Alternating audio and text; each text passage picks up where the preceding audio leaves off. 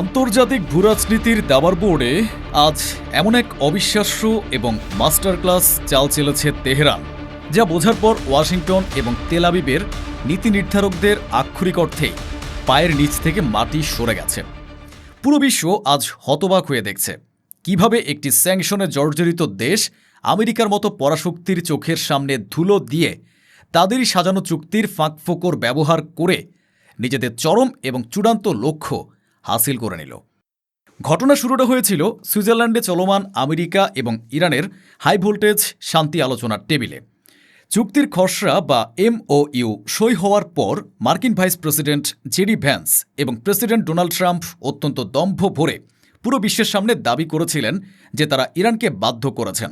তাদের দাবি অনুযায়ী ইরান তাদের সমস্ত পারমাণবিক স্থাপনাগুলোতে সর্বোচ্চ স্তরের আন্তর্জাতিক পরিদর্শনের অনুমতি দিতে সম্পূর্ণভাবে সম্মত হয়েছে। হোয়াইট হাউস ভেবেছিল তারা হয়তো এ শতাব্দীর সবচেয়ে বড় কূটনৈতিক বিজয় অর্জন করে ফেলেছে। কিন্তু দর্শক, জিওপলিটিক্স কোনো শিশুদের খেলা নয়। আমেরিকা যখন তাদের বিজয়ের সেলিব্রেশন করছিল, ঠিক তখনই ইরান অত্যন্ত ঠান্ডা মাথায় তাদের তুরুপের তাসটি টেবিলে ছুঁড়ে মারে। ইরান মুচকি হেসে বিশ্বকে জানায়, হ্যাঁ, আমরা আন্তর্জাতিক পরিদর্শকদের ঢুকতে দেব, তবে ইসরায়েল এবং আমেরিকা মিলে আমাদের যে পারমাণবিক সাইটগুলোতে হামলা করেছে সেগুলো ছাড়া বাকি সব স্থাপনা আপনারা পরিদর্শন করতে পারবেন, কারণ হামলায় তো ওই সাইটগুলো ধ্বংসই হয়ে গেছে। তাহলে ধ্বংসস্তূপের ভেতরে আর নতুন করে কি দেখার বাকি আছে? ইরানের এই একটিমাত্র বাক্যের পর পেন্টাগন এবং মোসাদের সদর দপ্তরে আক্ষরিক অর্থেই হাহাকার পড়ে গেছে। পুরো পশ্চিমা বিশ্ব আজ চরম আতঙ্কের সাথে 4টি রুদ্ধশ্বাস প্রশ্নের উত্তর খুঁজছে। প্রথমত, ধ্বংসের দোহাই দিয়ে ফোর্দো, নাতাঞ্জ এবং ইস্পাহানের মতো সবচেয়ে গুরুত্বপূর্ণ ইউরেনিয়াম সমৃদ্ধকরণ কেন্দ্রগুলোতে প্রবেশ নিষিদ্ধ করার পেছনে ইরানের আসল খেলাটা কি? দ্বিতীয়ত, ধ্বংসস্তূপের আড়ালে মাটির শত শত ফুট নিচে ইরানকে ইতোমধ্যেই তাদের সে চূড়ান্ত লক্ষ্য অর্থাৎ কমপক্ষে 12টি পারমাণবিক বোমা বা নিউক্লিয়ার ওয়ারহেড তৈরি সম্পন্ন করে ফেলেছে। তৃতীয়ত, কিম জং উনের দেশ থেকে আসা ICBM মিসাইলগুলোর সাথে কি এই পারমাণবিক বোমার সরাসরি কোনো যোগসূত্র রয়েছে? এবং চতুর্থ ও সবচেয়ে বড় প্রশ্ন, ইসরায়েলি মন্ত্রিসভায় বেন গভির এবং নেতানিয়াহু আজ কেন পাগলের মতো আবল তাবল হুঙ্কার দিচ্ছেন? মোসাদ কি বুঝতে পেরেছে যে ইরানের পারমাণবিক বোমা অর্জন ঠেকানোর ট্রেন অনেক আগেই স্টেশন ছেড়ে চলে গেছে? দর্শক, আজকের এই রুদ্ধশ্বাস এক্সক্লুসিভ এপিসোডে আমরা ট্রাম্পকে দেওয়া ইরানের এই চরম ধোঁকা এবং ইসরায়েলের নিশ্চিত ধ্বংসের এই নতুন সমীকরণ ডিকোড করব। এই গভীর রাজনৈতিক বিশ্লেষণে যাওয়ার আগে ভিডিওটিতে একটি লাইক দিন এবং শেষ পর্যন্ত আমাদের সাথেই থাকুন। আমেরিকা এবং ইসরায়েল মিলে ইরানের যে পারমাণবিক স্থাপনাগুলোতে হামলা করেছিল সেগুলো কোনো সাধারণ স্থাপনা ছিল না। ফোর্দো এবং নাতাঞ্জ হল ইরানের পারমাণবিক কর্মসূচির আক্ষরিক অর্থে হৃৎপিণ্ড। আমেরিকা এবং ইসরায়েল ভেবেছিল তারা সেখানে হামলা করে ইরানের পারমাণবিক স্বপ্নকে কয়েক বছরের জন্য পিছিয়ে দিয়েছে। কিন্তু আসল খেলাটা শুরু হয়েছে ঠিক এই জায়গাটিতে। সামরিক বিশ্লেষক এবং ইন্টেলিজেন্স এক্সপার্টদের মতে ফোর্দো এবং নাতাঞ্জের মাটির নিচে থাকা সেন্ট্রিফিউজগুলো আসলে বিন্দুমাত্র ক্ষতিগ্রস্ত হয়নি, সেগুলো সম্পূর্ণ অক্ষত আছে। ইরান অত্যন্ত সুকৌশলে এ ধ্বংসের নাটক সাজিয়েছে যাতে IAEA বা পশ্চিমা পরিদর্শকরা কোনোভাবেই ওই সাইটগুলোর ভেতরে প্রবেশ করতে না পারে। এ লুকোচুরির পেছনে সত্যটি অত্যন্ত ভয়ঙ্কর। ইন্টেলিজেন্স রিপোর্ট বলছে হামলার আগে ও পরে ইরানের কাছে যে পরিমাণ 60% সমৃদ্ধ ইউরেনিয়াম মজুদ ছিল তা দিয়ে খুব সহজেই অন্তত 12টি পারমাণবিক বোমা বা ওয়ারহেড তৈরি করা সম্ভব। ধ্বংসের আড়ালে আন্তর্জাতিক নজরদারি থেকে সম্পূর্ণ মুক্ত হয়ে মাটির শত শত ফুট নিচে ইরান অত্যন্ত গোপনে তাদের পারমাণবিক বোমা তৈরির কর্মসূচি ইতিমধ্যেই সম্পন্ন করে ফেলেছে। অর্থাৎ দর্শক, ইরান এখন আর কোনো নন নিউক্লিয়ার স্টেট বা পারমাণবিক অস্ত্রমুক্ত দেশ নয়। তারা ইতিমধ্যেই সামরিক সক্ষমতা অর্জন করে ফেলেছে।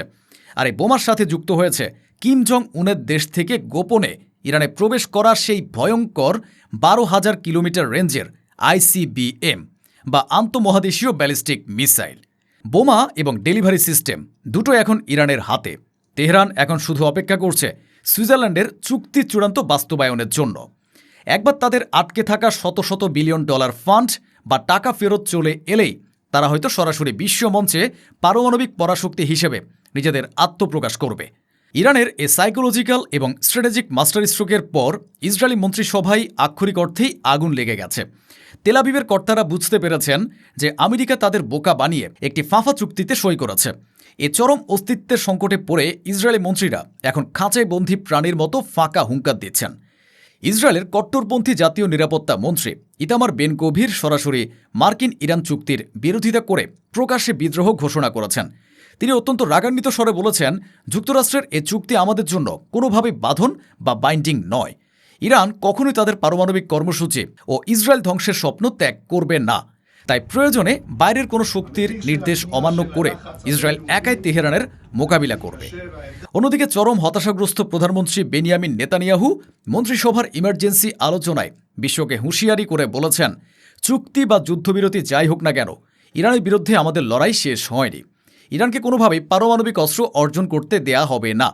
এমনকি লিকুদ পার্টির মন্ত্রী জেফ এলকিন এ সংঘাতকে ইসরায়েলের জন্য একটি বিশাল আশীর্বাদ বলে বর্ণনা করার মতো হাস্যকর প্রলাপও বকেছেন।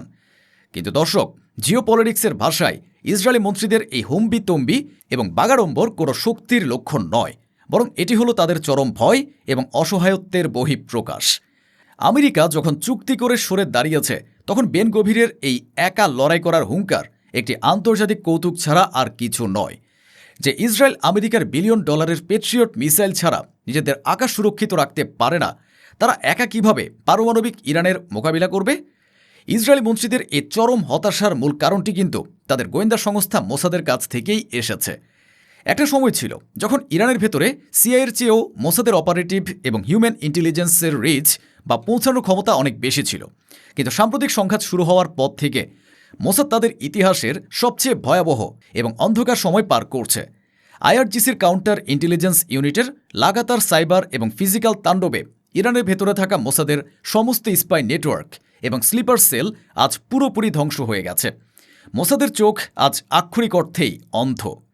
কিন্তু তারপরও মোসাদের হাতে থাকা অবশিষ্ট স্যাটেলাইট এবং সিগন্যাল ইন্টেলিজেন্স এটা অন্তত টের পেয়েছে যে ইরান ফোর্দো এবং নাতাঞ্জের ভেতরে এক ভয়ঙ্কর সারপ্রাইজ বা পারমাণবিক মৃত্যুর পরোয়ানা প্রস্তুত করে রেখেছে।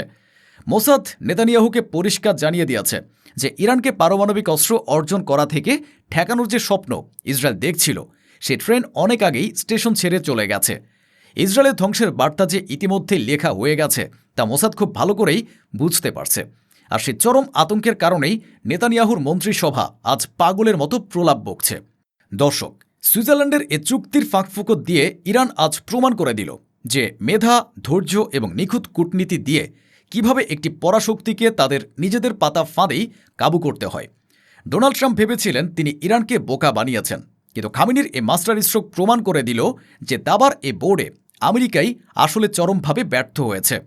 আজকের এ গভীর এবং রুদ্ধশ্বাস বিশ্লেষণ শেষে আপনাদের কাছে আমার একটি প্রশ্ন, ধ্বংসের দোহাই দিয়ে পরিদর্শকদের বাধা দেওয়ার এ কূটকৌশল কি প্রমাণ করে না যে ইরান ইতিমধ্যেই পারমাণবিক বোমার চূড়ান্ত মালিক হয়ে গেছে? আমেরিকার এ চুক্তির পর একা হয়ে যাওয়া ইসরায়েল কি সত্যি ইরানের মতো একটি নতুন পারমাণবিক শক্তির সামনে নিজেদের অস্তিত্ব টিকিয়ে রাখতে পারবে? কমেন্ট বক্সে আপনার অত্যন্ত তীক্ষ্ণ এবং রাজনৈতিক মতামতটি অবশ্যই আমাদের জানাবেন। মূলধারার পশ্চিমা মিডিয়ার লুকানো এ আসল সত্যটি জানতে এবং ইসরায়েলের এ অসহায়ত্ব অন্যকে জানাতে ভিডিওটি এখনই আপনার টাইমলাইনে শেয়ার করুন। বিশ্ব রাজনীতির এ চরম ক্রান্তি লগ্নে চ্যানেলটি সাবস্ক্রাইব করে সবসময় সত্যের পাশে থাকার অনুরোধ রইল। দেখা হবে পরবর্তী কোনো রুদ্ধশ্বাস এবং তথ্যবহুল জিওপলিটিক্যাল বিশ্লেষণে। ততদিন পর্যন্ত সত্যের পক্ষে থাকুন, অত্যন্ত সতর্ক থাকুন এবং নিরাপদ থাকুন। আল্লাহ হাফেজ।